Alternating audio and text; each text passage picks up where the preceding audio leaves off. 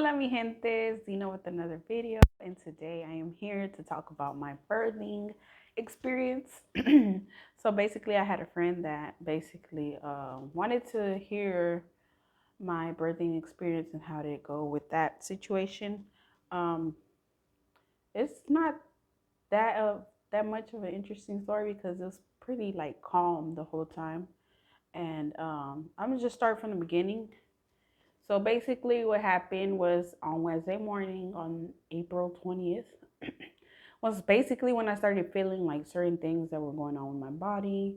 Um, but I didn't want to like basically go ahead and say, oh, I'm starting my contractions because I wasn't too sure because it wasn't like, it wasn't like obvious contractions. It just felt like, cramping and stuff. But I noticed that it felt basically the same way how my son, the first one, Eli, how it was similar to that feeling, like how it starts. So I was like, definitely I'm starting something, but I don't know what it is. It could just be regular cramps because you do experience cramps when you have, you're pregnant and stuff. So I wasn't too sure, or what it was just Braxton, but Braxton Hicks feels totally different from that. But so basically, um, from that morning I had a doctor's appointment already set up. So basically, I was like, how about let's just go to the doctor's appointment, see what happens. Um, so once I got to the doctor's appointment, they basically checked me, and they saw that I was um, barely 1 centimeter dilated. It wasn't like too much dilated. She said that the cervix was still hard, so it hadn't softened up or anything like that. So she was like basically saying that I could possibly have the baby either today, later on at nighttime, or I could possibly have the baby 2 weeks from now. So it's like when you find out that you're dilated, it doesn't mean that you're gonna automatically have that baby that day. It's gonna be quick situation. I had friends that sometimes they had 3 centimeters dilated, but they didn't have their babies until days later. So it just because you're dilated doesn't mean that you're gonna have the baby right there and then or that same day or whatever. So after they checked me, I just went home. Well, actually, I didn't go home. I went to my mom's house.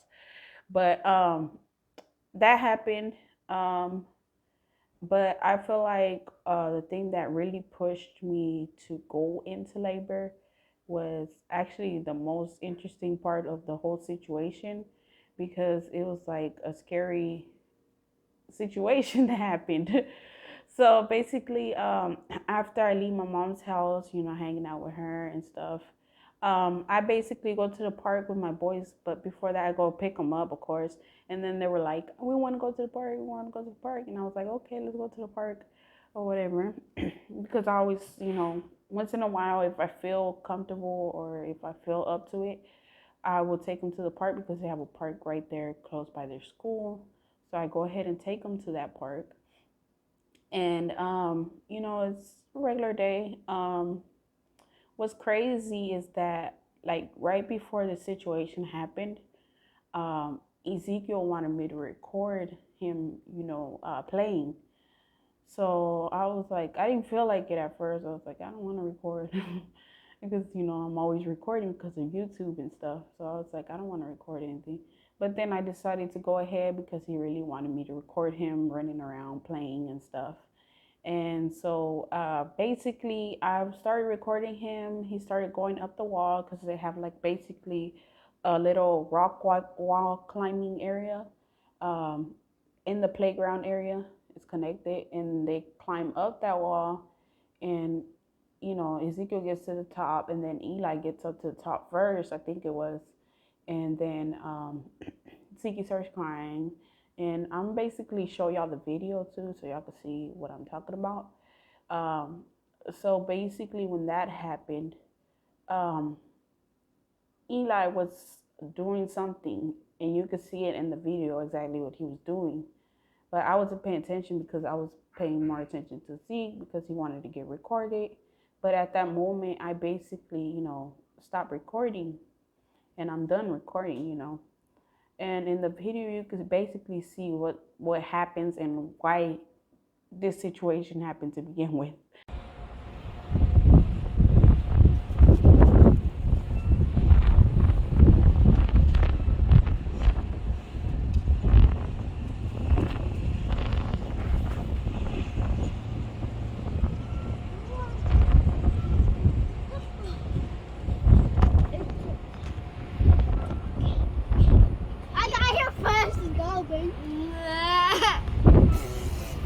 You're being recorded. I'll go try the ball. Like, careful.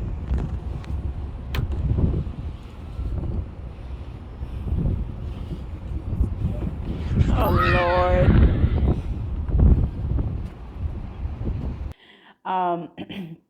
So all of a sudden, I put my phone down into my purse, I think it was, and I hear Eli screaming, and I'm like, what's going on? And he's like, uh, mom or something. I couldn't remember because it was like, it's going so fast, but it was going so slow at the same time. It's weird to explain.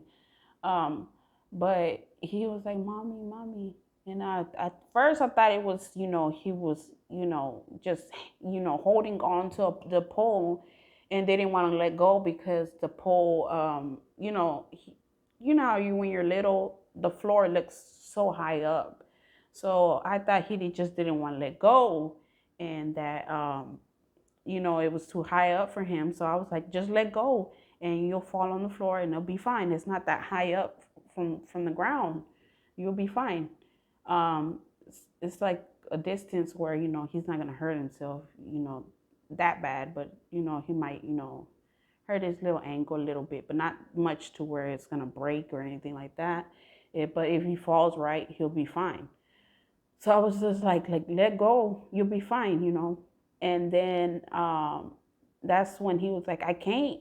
And I was like, what is going on? So that's when I realized his wrist was basically trapped inside of like a little gape, like a crack that the playground basically has. Like in the video, you'll be able to see where he put his hand in. And at that point in the video, originally he had both of his arms like holding onto the thing, but then at that point he let go of this side, and he was only hanging on from this side, and like basically his wrist was just like hanging there, and like that's what was holding him up from falling. And like I go into full panic mode because it's like he's gonna break his wrist at this point. I'm like, he's gonna break his wrist, and then I'm like, what do I do? And I'm like, oh my gosh. So first I start like trying to pull his arm out of the crack that he put it in, and I just couldn't pull it because his body was like basically this way, and then like his arm was in there, so there was no way of me pulling it out because the weight of his body was like basically keeping it into place. So I'm panicking and panicking, and I'm like, oh my gosh, Eli, I'm like, take your hand out of there. And he's like panicking. Ezekiel's at the bottom trying to push him up, so but Ezekiel's short, so he can't really reach to his brother. So that was happening, and then after that, I had to run back around, and I was like, well, then I'm gonna have to pull him up, that way I had to pull his body up, that way I could like pull his arm out of the little crack. So after I do that, I tried to pull him up, but of course I'm like basically 9 months pregnant, 39 weeks at this point. A lot of my joints and stuff are loose, like, your hips and stuff, and, all that whole area is loose. So you don't have the strength that you will usually have, like before you're pregnant. Before I was pregnant, I probably could have just pulled that boy up and been fine. But unfortunately, I was struggling. I was really struggling. I was like like pulling for, with all my strength, but my strength wasn't doing nothing. So at that point, I had to tell Eli, I was like, Eli, you're gonna have to help mommy out. You have to help mommy out, okay? And then he looked at me with a serious face because he knew it was getting serious. And he was like, okay.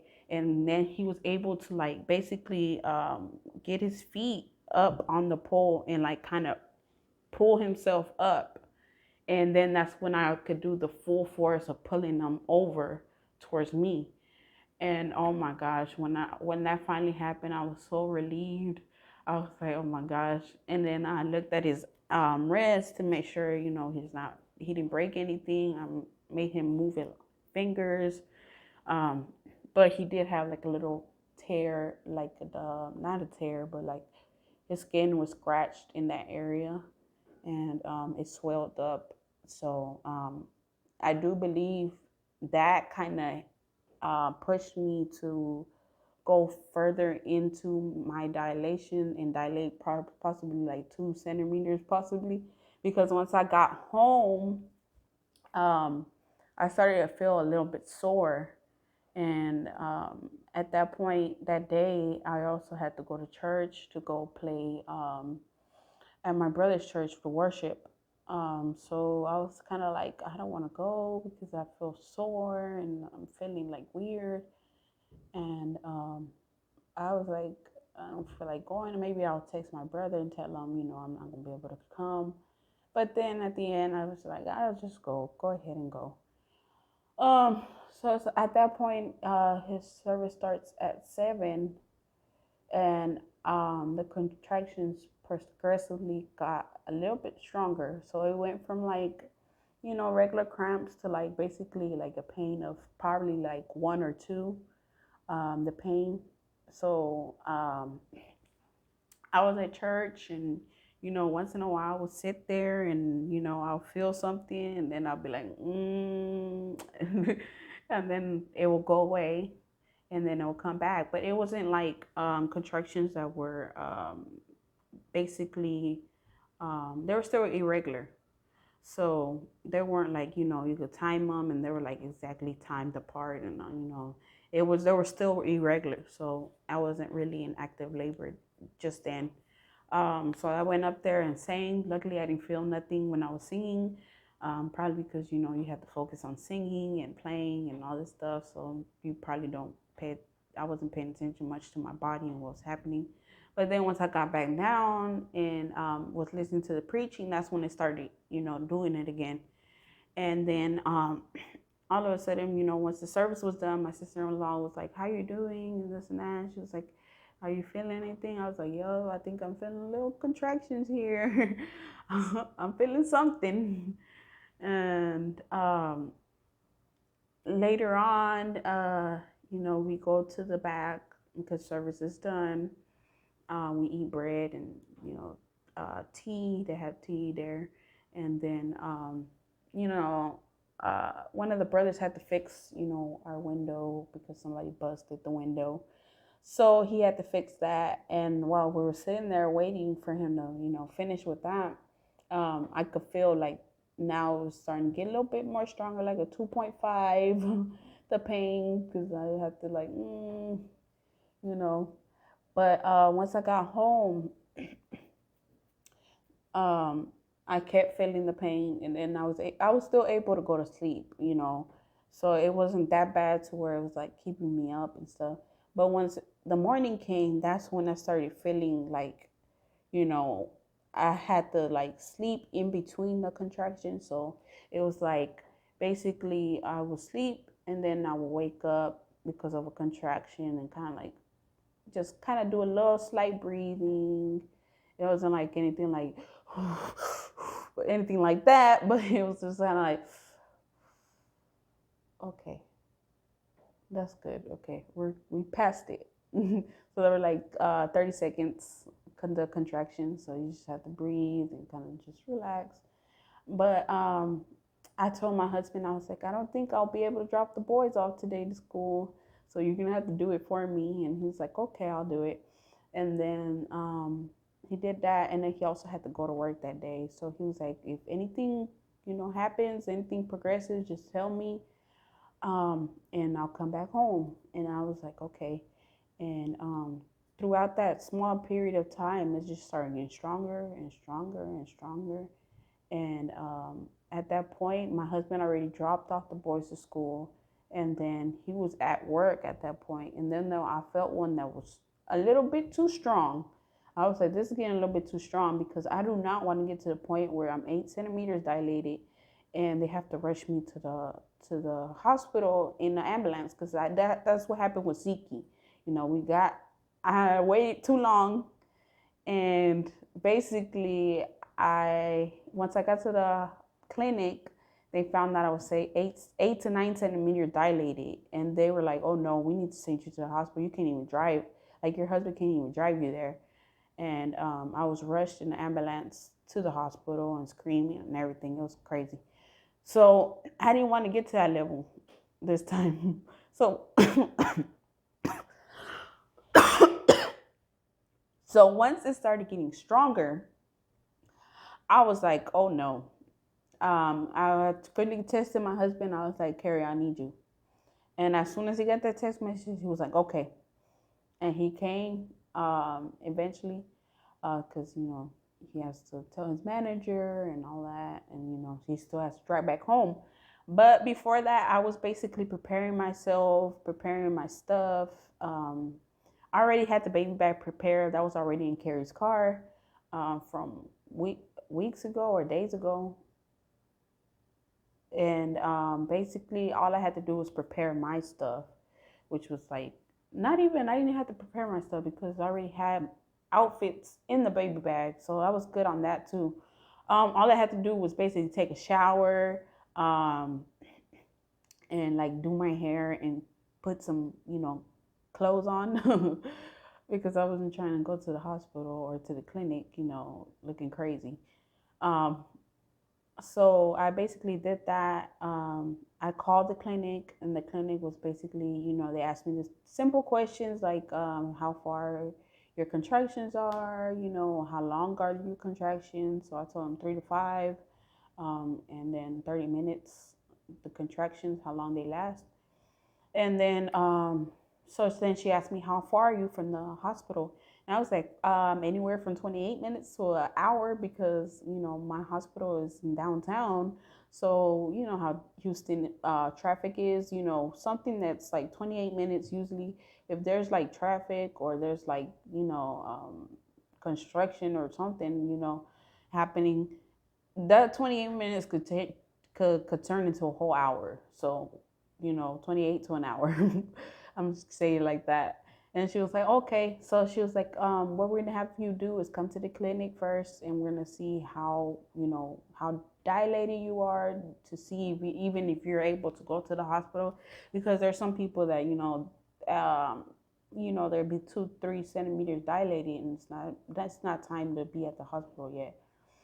So I did that. My mom called me after I called the clinic, and she was like basically making sure I was okay. And then while she was talking to me, I was basically having contractions in between talking to her. So I had to like kind of stop talking to her and just kind of breathe and stuff. So eventually Carrie came. We hurried up and went to the not the hospital, to the clinic. And once we got to the clinic, we found out that I was 4 to 5 centimeters dilated, and they were like, "Okay, that's good. So now you're able to go to the hospital, and congratulations." And I was like, "Oh, thank you, Jesus." And then I was like, "I'm glad I wasn't like 2 centimeters dilated because I've done that before too with Eli. I went to the hospital when I was 2 centimeters dilated. They sent me back home. I spent basically the whole day at the hospital walking back and forth and stuff, and nothing happened. So they sent me back home. As soon as I got home, my water broke. So I had to go right back to the hospital. But I didn't want to be 2 centimeters dilated, and I did not want to be 8 to 9 centimeters dilated again because that was horrible. So I was like 5 centimeters dilated. I was like, okay, good. So we go to the car, get ready to go to the hospital. First, we have to go pick up my mom because my dad's working, and she's not gonna be able to drive all the way to downtown. She's not that kind of driver. So we picked her up, we took her, and we went to the hospital. Once I get to the hospital, they basically put me in a waiting room. In that waiting room, I wind up throwing up because, obviously, uh, when you're having a baby, your body basically does the things that it needs to do to basically get rid of food and stuff like that. So I wound up throwing up and stuff. And then all of a sudden, after that, the doctor comes in there. Well, the nurse comes in there and she takes me to the room where I'm going to have the baby and stuff. So I prepare myself, put on my clothes, well, my gown, and take off my clothes. And then at that point, they lay me down on the bed. So first they have to give me like IV fluids and stuff before they can even administer my epidural. But the whole time in my mind, I was like, can y'all please give my epidural? That was like my whole thought process. I was like, I just need my epidural and I'll be fine. Because I was like, this is starting to get to the point where it starts messing with your nerves.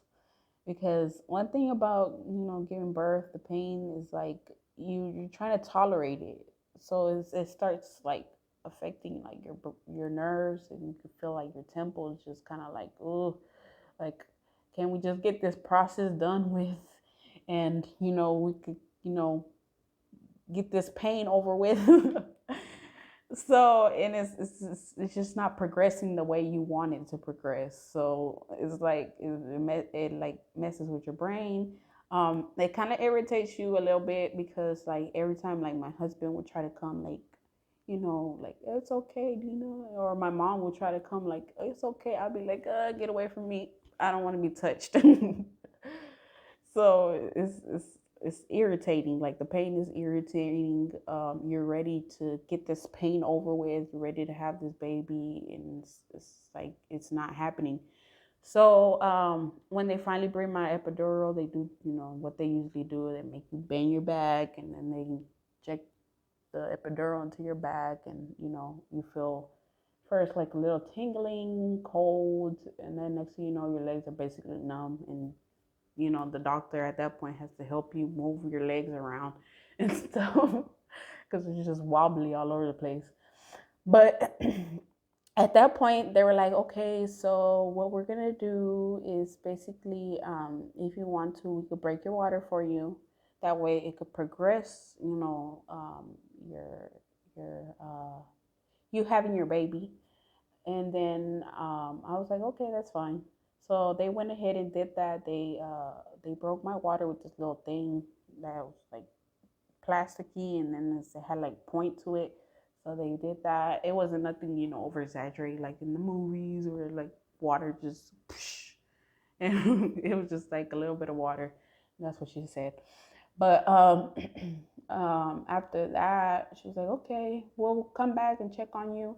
And then at that point, the doctor came with like these little ball things. This is my first time ever having a, them ever using like balls and stuff like that, yoga balls and stuff to have a baby. Usually, my first one, it was just kind of like they just had me laying there the whole time. And then, whenever my body progressively got dilated, that's when I had the baby. The second one, it was kind of like quick because I was at 9 centimeters dilated. It's 10 more to go, one more to go. So it wasn't anything they needed to do to hurry up the process because the process was already hurrying up it's by itself. So with this one, they had the yoga balls and stuff, and they had one that was like basically like a squash looking shape. It was like big, little from the top, and then big from the bottom. So it's kind of like a pear. So they had me put that in between my legs, and then they basically had to like help me roll over because my legs. I was like, I need my legs to help me roll over because I don't use my arms to roll over. I use my legs. So that happened. So they had to help me, and then they basically put that ball in between my legs, and then see if that was gonna help out. Um, One side that they rolled me over, the baby didn't like it or something like that, so they had to roll me over to the other side, and then they left me there for a little while, and then they switched me in different positions to kind of like help with gravity and bringing the baby down and stuff. So eventually I was dilating, and then they came in. They were like, "Well, we could give you something that, some medicine that helps you, dilate even quicker." And I was like, I never had that medicine administered to me. I was thinking, so I was like, I don't think I need that. So I was like, what are the, side effects, or and are there any side effects or anything, something that can happen? And she was like, not really. The only thing that happens is maybe you get like irritate the baby a little bit, so you have to like um digress on the medicine or something. I kind of forgot because I wasn't, sometimes when they be talking, they be saying too much. So I was like, nah, better yet, no. I was like, I don't think I need it. I'll be fine. I was like, if, let's just give it a little bit more time. And then if nothing happens, then we'll try to do it. And then she was like, okay. So they went and they waited for a little while. And at that point, I wasn't feeling any pain. I think my nerves were bad though, because I was like shaking and stuff. And then my mom was like, "Are you cold?" And then at one point, even the nurse asked me, she was like, "Are you cold?" And I was like, "I don't know. I think it's like my nerves." And she was like, "Probably from your contractions, and then you getting your epidural. Your nerves are probably bad and stuff." And but they wind up giving me another cover, like another sheet, and that kind of helped. So I guess I was cold. I just didn't feel it, which is weird, because my legs were warm because of the epidural. So like I felt warm. I felt normal, but I guess my body wasn't feeling warm or normal. It was probably cold. That's why I was shivering. So after that, um, they leave me alone, and then they come back and they check, and then like, okay, you're progressing, you're good. And I was like, well, we're not gonna need that other stuff, and we'll just give it a couple of more, and we'll come back again. And I was like, okay. And the nurse was like, okay, so if you feel any pressure, like you have to pee, no, not pee, but poop or anything like that, any pressure, anything like that, like you're feeling like you want to push or anything, please let me know. And I was like, okay. And so I'm over there talking to my mom and stuff, and then next thing I know, I feel like I want to poop. I'm like, I feel like I want to poop, mom. So we call the nurse in. She comes in, and then she's like, what's going on? I was like, I feel like I have to use the restroom. I'm feeling pressure. And she was like, okay, well then we'll check you real quick. And she decided to check me. And right when she checks me, she's like, "Oh my God, the baby's head's right there." And she was like, "Don't do nothing. I'll be back. I'm gonna go get the doctor." So she went to go get the doctor, and then the whole crew came in, the baby crew, and then the people that help deliver your baby and all clean the baby up and all that stuff, and that help clean you too afterwards. So they all came in. I think there was about 5 or 6 people in the room, something like that. And each one of them had their own jobs to do. Someone were taking care of we're gonna take care of the baby. Someone were gonna take care of me and cleaning up, and then someone were gonna help me push the baby out. So they set up everything, and then they had me put my legs up, scoot forward, and then once that happens, she's like, okay, you're gonna push whenever you feel a contraction. Not whenever we tell you to push, because you can't really feel the contractions, you just feel pressure. Um, so they were like, okay, a contraction is coming. All right, 1, 2, 3, push. I pushed the first time, and the reason why I didn't want to push too hard was because I before going into labor and stuff, I was watching videos and stuff, and basically They say the reason why women tear up when they're giving birth is because they either push too hard or they're pushing, you know, just pushing to, automatically get the baby out as quick as possible. But they say it's better to kind of just, push somewhat and then like feel for your body. But when you have epidural, you can't feel for your body. Like if you feel like, something like tearing or something, going on, you feel a little burn or something. When you have epidural, you can't feel for that. So I was like, let me just push, a reasonable push that's hard enough to push the baby out, but not hard enough to tear me up, because I do not want to get a tear.